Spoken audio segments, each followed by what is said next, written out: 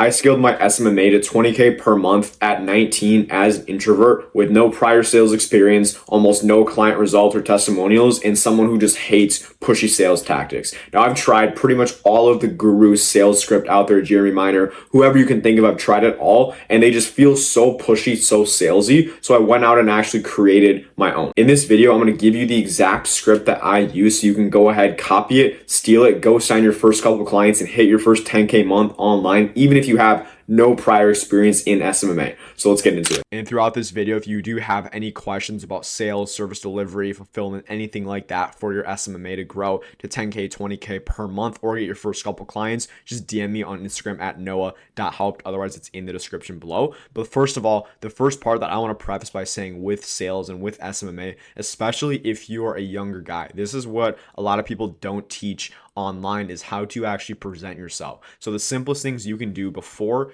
you actually say a word on the call is, number one, have a decent background, right? Don't be sitting against like some crazy, like extravagant thing that looks dumb, or just, it's fine if you have just a plain background in the back, but I found just getting like a simple picture, this was like $30 or something from like Target, and then I have like some plants that I just had in the back, and then just make sure your lighting is decent, right? My setup is not good by any means, but it doesn't suck, right? And it automatically positions me as, okay, this guy somewhat knows what he's doing because he actually puts time into the way his virtual setup looks like, right? So I also invested in a camera and then a microphone as well, which you can get it for like 100, both of these for like $150. Like super cheap, but it's gonna, trust me, it's gonna make it's going to pay dividends, right? Just think about it. If you're charging someone $3,000 up front and they can't even afford a good microphone and you can barely hear them and they're set up, it looks like they just got out of bed and they're just randomly sitting there, like it's just going to make your life harder because you're going to be fighting an uphill battle, right? Automatically from the forefront. So make sure you just start off by positioning yourself as the authority, and by taking the frame that, hey, I do this is, I have this good setup behind me, and if you don't, it's not the end of the world. But again, we want to give ourselves as many advantages as possible. So this is really like the pre-frame of before you ever even say a word on the call, right? So that's what's important. Now, when we actually get on the call, I'm gonna put some dashes because now we are actually on the call. The first thing you want to do, number one, I recommend, if you get nervous before sales calls, I remember my first couple calls, I would get so nervous and I would feel like butterflies in my stomach, feel like I was gonna throw up, and I would just be nervous the entire day.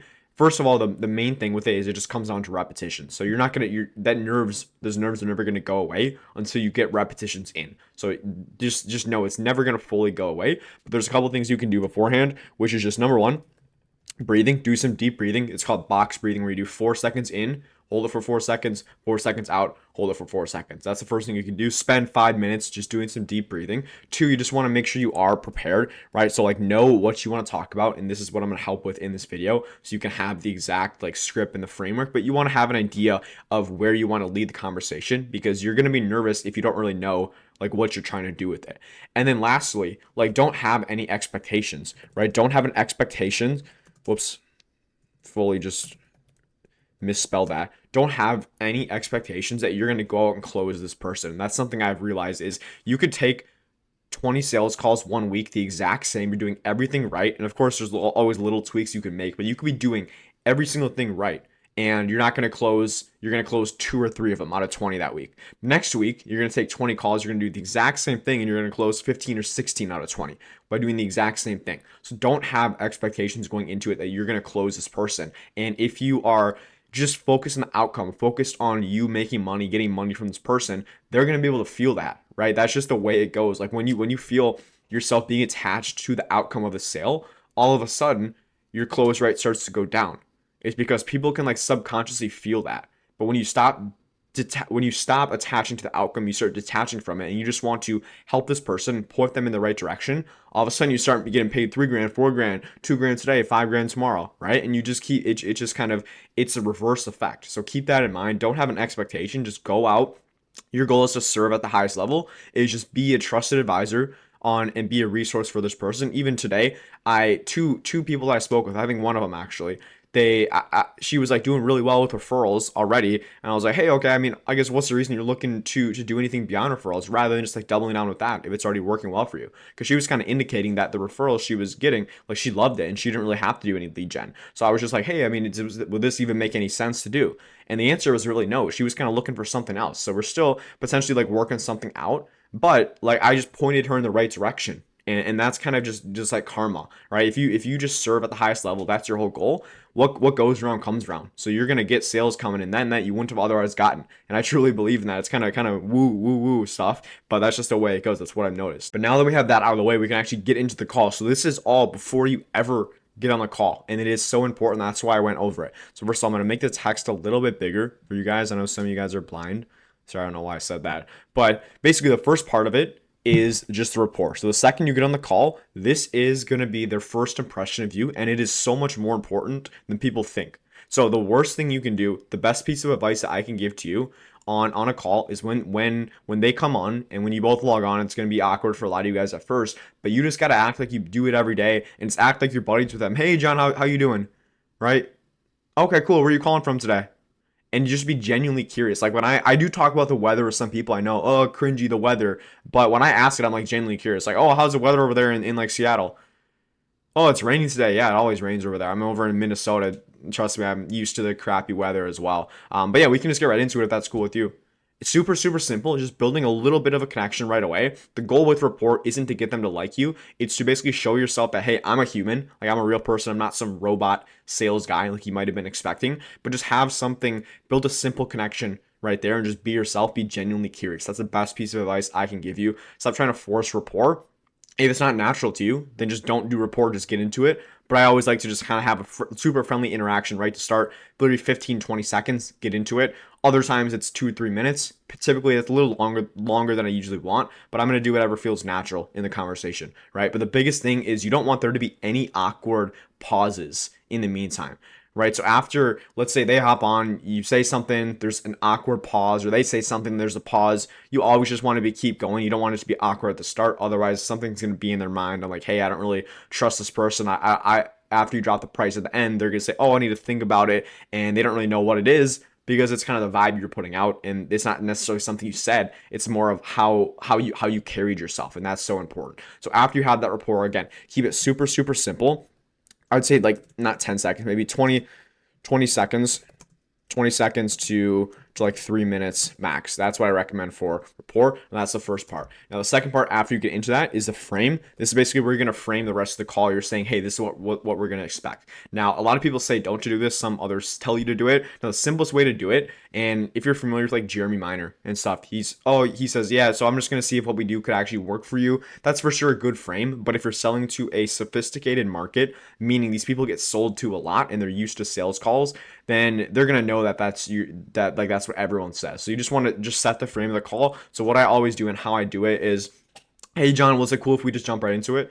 Awesome. Well, yeah, I mean, these calls are pretty short and sweet. Typically, I always like to just kind of get a feel about your business, get some context, and then from there, once I kind of have an idea what you're looking for, then I'll kind of put together a game plan based on that if it's relevant, and then I'll obviously go over pricing numbers, all that stuff at the end. So yeah, we can just jump right into it if that's cool with you.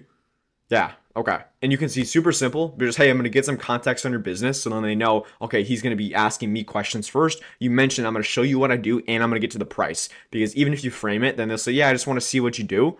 But if you say it like that and you get them their buy-in, they're not going to interrupt you and say, oh, just show me what you do. Because they literally they just said that they're fine with that. Right. And people hate going against their word. So that's the first part is you want to frame the call. Now, right after that, what you want to do is find their current situation. So find out what are they doing, I guess more specific, current marketing. What are they doing right now to get business, right? I'm taking the frame that you're selling like lead gen or SEO or video content, something like that along those lines. So you want to ask, hey, what are you doing right now to actually bring in more deals, to bring in more business, to bring in more jobs, right?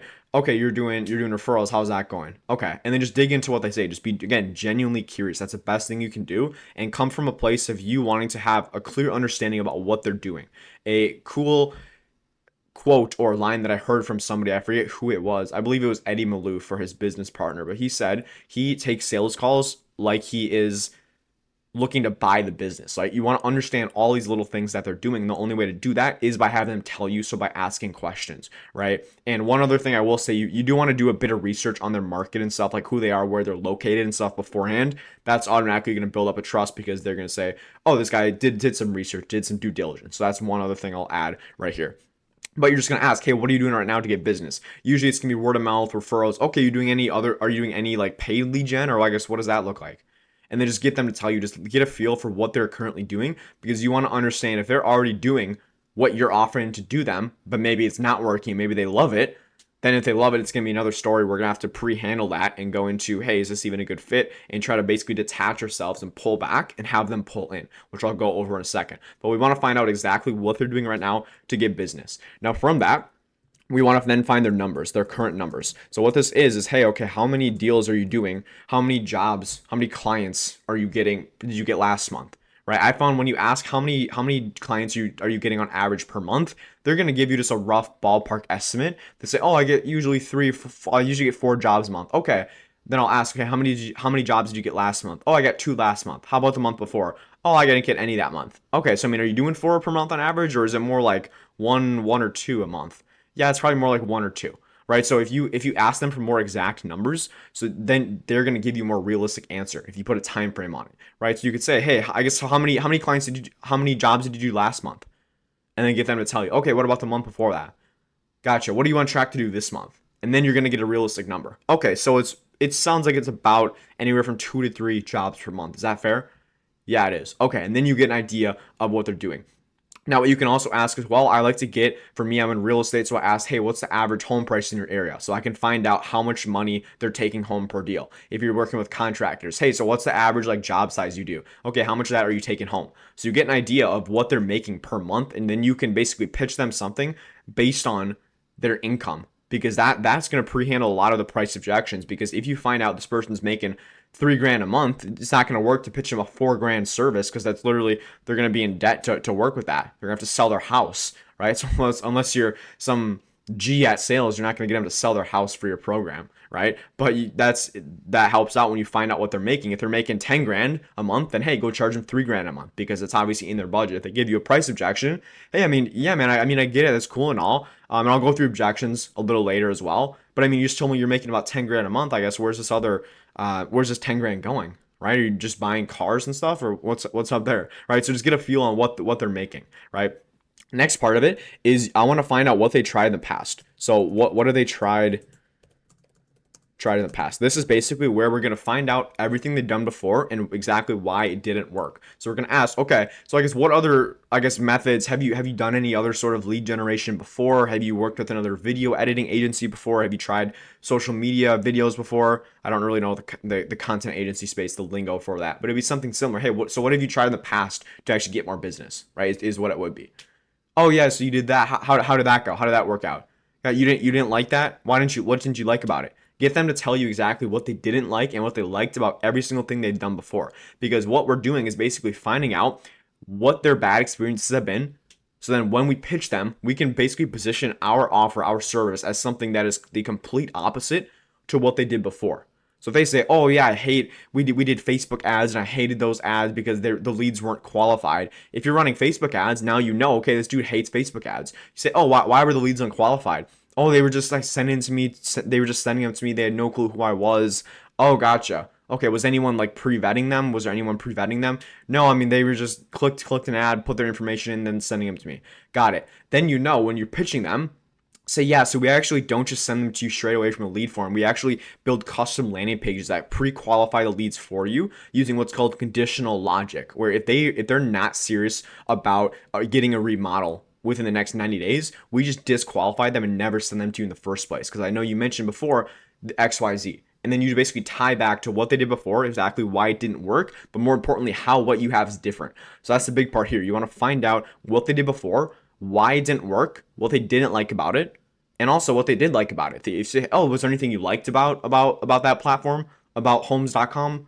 Right? Yeah, I like this, and this. Okay, then in your pitch, you want to note that down, and you can just tell them back to them exactly what they want to hear, tell them what they don't want to hear, and just show them how it's different. But taking what they like and what they don't like and making just basically an all-in-one pitch that's going to basically position your service as the perfect solution to them, because they're literally telling you, just listen to them. They're going to tell you what they need, what they want, right? Now, the next part of it is we want to get their goals. So, okay, Scott, got it, John. So you're doing about three jobs a month right now. I mean, I guess I know you're solo, so I guess what would you be like looking to do? Is three jobs per month like your max capacity?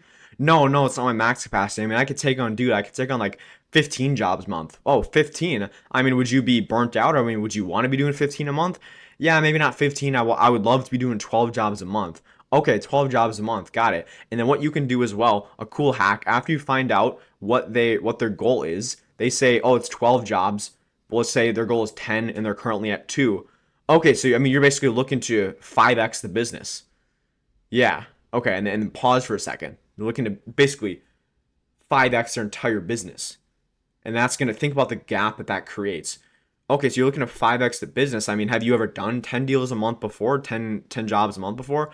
No, I haven't. Okay. So I guess what do you feel like you would actually need to 5x the business, get to 10 jobs per month consistently, right? And you're just creating the gap. That's what sales is. You're creating a gap from where they are to where they want to be, but quantifying it like, oh, you're basically looking to 5x the entire business. Yeah. Pause. Okay, got it. And then you can see you're gonna start seeding some doubt. Like how, I mean, have you done that before? No. How long have you been trying to get to like 10 jobs a month? Oh, I mean, been trying to do it for 3 years. 3 years. Okay, I mean that's been a while, man. Right? I mean, why do you feel like you haven't been able to hit 10 jobs a month?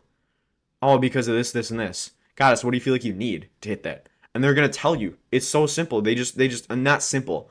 Or I guess it's simple. It's not easy, right? But if you look for these things, you just have them tell you exactly what they're looking for. After that, after you get all their goals, you can see this is already a place. If you're not doing a lot of these things, this is going to really help out. Now, the next level, this is something even just recently I started doing, and it for sure helps so much. It is tricky for me, but the toughest part about a sale for me in the discovery was getting urgency. Now, for those of you who are familiar with sales and you're kind of well versed in the space, you listen to other gurus and stuff like that, right? I found like Jeremy Miner, again, like the NEPQ, a lot of these people, they say, well, I mean, I guess if you don't do anything right now, I guess what would that do for you personally? If you don't get to 10 deals a month, how would that affect you personally though? And it's like nobody talks like that. Especially if you're selling to business owners, they're gonna like smack you in the face and leave the call if you ask them, hey, what would that do for you personally though, John? Right? They're gonna be like, what the heck is this guy talking about? They're gonna see, oh, this guy's just trying to sell me. So I found the best way to do it and what worked for me. I'm giving you guys some sauce. I don't really see anyone talking about how to sell this way to business owners. But it's basically, okay, so John, I mean, you're doing 2 deals a month right now. I mean, I guess for you, getting to 10 deals to 10 jobs a month right now, is that something you're looking to do like as soon as possible? Or is it more of like a 6 months, 12 months, like 2 years, couple years down the line type thing? Oh no, man. I mean, I'm looking to do that as soon as possible. Got it. Okay. And then you can ask, I mean, is there a reason that you're looking to get there now as opposed to like waiting? Yeah, I mean, yeah. Summer's ending. I want to ramp it up before winter so we can get. Oh, okay, and then now you get the reason. You get the urgency. Really, the biggest thing though is you find a problem, you find an urgency, you find their goal. And if you have all that, that's pretty much a sale right there. The sale is basically made in discovery. This is going to be 80% of it right here. Now, after you get all of that, what you then do is a pre-pitch. This is basically, hey, you're saying, basically repeating what they said to you, super quick. Hey, John, so I know you mentioned you're doing Facebook ads, all that. Sounds like pretty much all you need is to get a couple more high quality leads and estimates per month to get to that 10 deals per month. Well, I can tell you, based on what you told me, again, I don't tell this to everyone, but I'm 110% confident we can get you there because XYZ, right? And basically just repeat back to them what they said. Say, hey, so it sounds like all really what you need is this. Is that right? Yeah, it is. Okay. Well, I can tell you that's literally their bread and butter. I can 100% help you with that. Just saying that, hey, this person can 100% help you. It's just gonna build so much more trust. Think about if you had a really bad problem, if you had a really bad pain in your shoulder, you got the same discovery from the doctors. Oh, what have you tried before? How much does it hurt? Then one doctor says, oh, okay, yeah. So I mean, pretty much what I would recommend for you is, and they give you some medicine, Ozempic. What I see that on my TV. I don't know what that is, but or the doctor says, hey, well, I can tell you right now, man, Noah. I mean, I'm 100% certain this is the perfect medicine for you, dude. You're gonna love this. Before they ever pitch, like I'm gonna be like, okay, Dr. Jeffrey, dude, let's get this thing rolling. I don't care how much it costs. Here's my card. Give me that medicine, right? And it's like, and it's just from before you even pitch, before you go through what you do. And that's something even if I forget to do sometimes, and I forget the power of it, but it is so powerful. Just telling someone, I'm 100% confident in what I can do for you. And if you're not, they're going to be able to tell you to tell, right? So you need to do it in a way where you actually are convicted in what you do. As a beginner, that is tough because if you haven't done it before for someone, but sometimes you just have to fake it as much as possible. But if it's a case of like, oh, you can't say it with sounding confident, I would just skip it. But it is, if you can sound confident, can have that conviction, that it's 100% the way to do it. After that, you're going to have your pitch. Now, this is super, super simple. You can use a demo deck if you want. Right now, I don't even share my screen on pitches anymore. Sometimes I show stats like ad accounts and stuff. That's the way to do it when you have results and stuff. But you want to have basically 3 pillars. So pillar 1, pillar 2, pillar 3. You have 3 to 5 separate pillars. The pillars are going to be basically positioning what you have as something totally unique. And remember, you're positioning it like different from anything they've tried in the past. Because remember, we got what they tried in the past right here. We got what they're currently doing now, and you basically want to tie back everything they said to you and why this is different. So John, so I know you mentioned before you're doing Facebook ads right now. Well, and you said the lead quality was terrible, right? So what we actually do rather than Facebook, because you're not able to target as specifically, is we go and run ads over on TikTok because of XYZ. And remember, and then that's the first pillar. And remember when you said the leads were unqualified, they were just kind of looking around. They didn't have big enough budgets. What we actually do is send them to a pre-qualification page and we ask their budget beforehand, and only people with a budget of $30,000 or more are going to be sent to you. Otherwise, we disqualify all of them. And then pillar 3, you can do pillar 4, pillar 5 out of 3 to 5 specific pillars, but tie back exactly what they said to basically how exactly your solution is the perfect fit. And all you're doing here is telling them exactly what they told you. That's the power of this. They tell you exactly what they're looking for, what they're not looking for, and you position your solution as the pretty much perfect fit. Literally exactly what they told you. Now after this, hey John, what you want to do, this is important though. This is something I will want to add is you get a tie down. Now I'm going to basically put this in bold. What happens, you basically, after the pitch, people say, oh, so does that all make sense? Yeah, it makes sense. How much does it cost? Or they say, yeah, it makes sense. And then you're like, okay, cool. So pretty much to get everything going, and you go into the price, and then they say, oh, I need to think about it. I'm not sure. And then you're, oh, what did I do wrong? It's because you didn't get a tie down. What this is after you pitch, you're gonna stop. Hey, so I mean, what questions you have on this? First of all, you want to try to get out all the questions they have possible before you go into what you have. Because if you pitch the price and they still have a ton of unanswered questions, that's not gonna go well. Oh, let me take a week to sit on it, right? So you need to get the tie down first. So after all that, and then have any questions? Any other questions? Okay, sweet. So I guess John, let me ask you: are you 100% confident that what I just showed you, what I went through, can 100% work for you? Or I guess how do you feel about this, right? So what we want them to do is either tell us, yes, I'm 100% confident that this is the solution for me, or yeah, I guess I am. And any sign of doubt, you call that out. Oh, I mean, John, it doesn't sound like that wasn't super confident. I guess what specifically are you unsure about? See if I can help. And what you're trying to do is almost trying to get them to say, oh yeah, I'm not really sure about this, because what you can do then is be like, okay, I guess what are you unsure about? Yeah, I guess with the landing page, I guess, is that branded for me? Or I guess is it just some generic? Do I have any say in how it looks? Yeah, great question, John. Sorry, you should have brought that up sooner. We actually fully customize it based on your brand, and it's all branded towards you. How's that sound? Oh, okay, perfect. Yeah, that's awesome, man. Yeah, so I mean, good question though. I mean, so I guess anything else? Awesome. So I guess how do you feel about this? Like on a scale of 1 to 10? Oh, I mean, I feel like a 10, dude. I'm ready to go. I just need to know pricing and stuff. Okay, and you get the tie down right there. Let me just get a drink of water. My throat is just.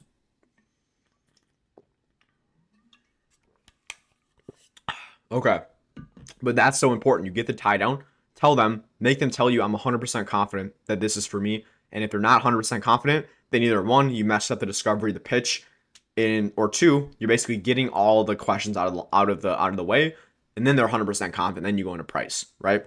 So tie down right after that. That's basically how it works. Then you basically go over your price. Yeah, basically to get started, $50 per day ad spend, and it's gonna be a one-time investment of $2,000 per month. And then you're quiet. Don't say anything else. You can say your guarantee in there as well, but basically drop the price. Don't say anything. Let them talk. Right now, if it's super awkward, they don't talk for a minute, but you see they're just like staring at you, then you're like, hey, then you can say something like, so yeah. So I mean, what are your thoughts on that?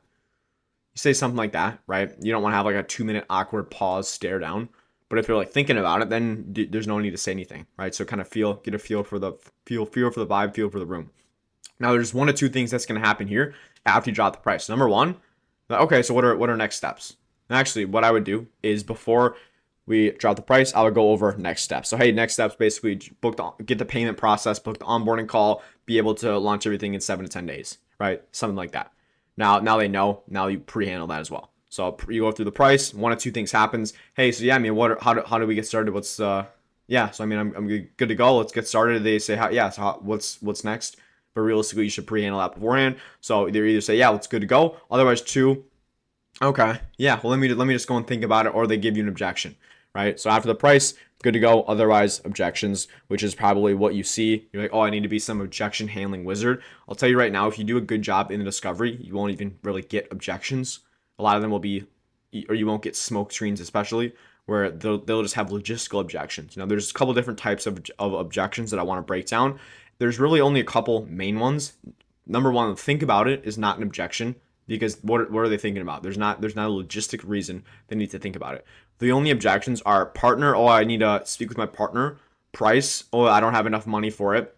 And the other one is like timeline, like the time's not right for them, and these are like legit objections, like they can be real. A lot of times though, when someone says, oh, I need to speak with my partner, it's still not a real objection, right? It's just a smoke screen, which basically the difference, a smoke screen, they're just trying to basically hide what they really feel. So for example, any objection you have, this is the framework for handling an objection.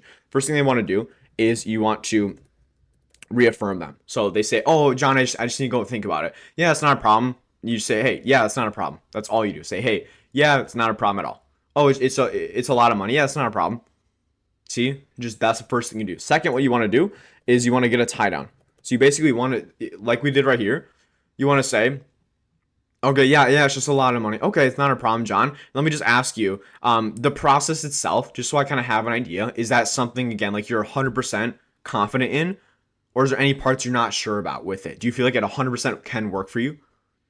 And if they say, yeah, I am 100%, it can work for me, and they sound confident, then it is a pricing thing. Then you go handle price objection, right? And that's another story. But if they say, yeah, I mean, I guess, then it's not a price objection. Then they're not sure about something in the process, or it's a trust objection. They don't trust you. Then you go handle that, right? And I'm sure a lot of you guys want to see every single possible objection. If you want me to go more in depth on this, feel free. Or if you have any questions, just DM me on Instagram at noah.helped. First link, or one of the links in the description below. I'll be happy to answer any questions you have and give you some more personalized advice. But that's pretty much how you do it. You reaffirm, you tie it down, and then after that, you go handle the real objection.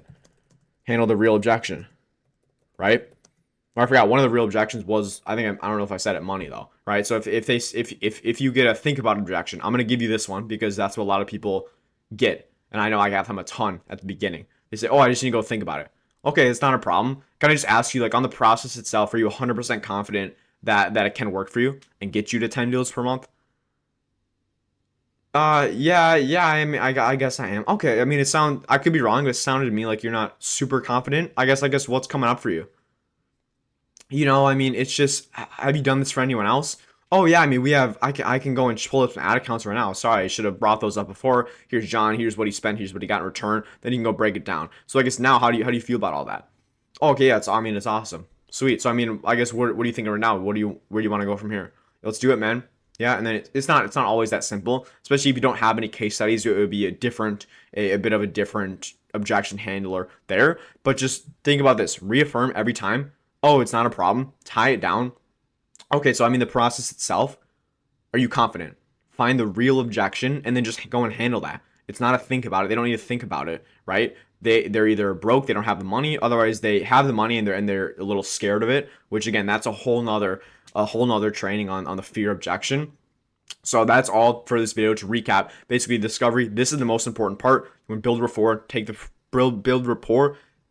frame of the call. You want to go over their current stats, their current marketing, their current numbers, how many deals they're doing. What have you tried before? How did that go? What did you like about it? What didn't you like? What are your goals? How many deals are you looking to do per month? I guess what's the reason you're looking to do this now rather than kind of wait a couple months down the line, right? Pre-pitch, I'm 100% confident I can help you. Pitch, pillar 1, pillar 2, pillar 3, tie it back to everything they did before and exactly why your service, why your offer is something totally different and the perfect solution for them. You're basically just telling them what they want to hear. Next, tie it down.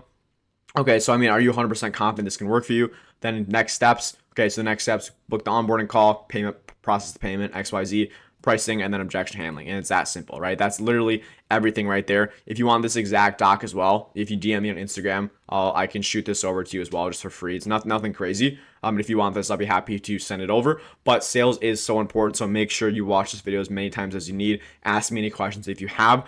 Other than that, I'd love your feedback in the comments below if you have anything. But I appreciate you watching this. I hope you did get some value from this video. I'll see you guys in the next one. Go crush it.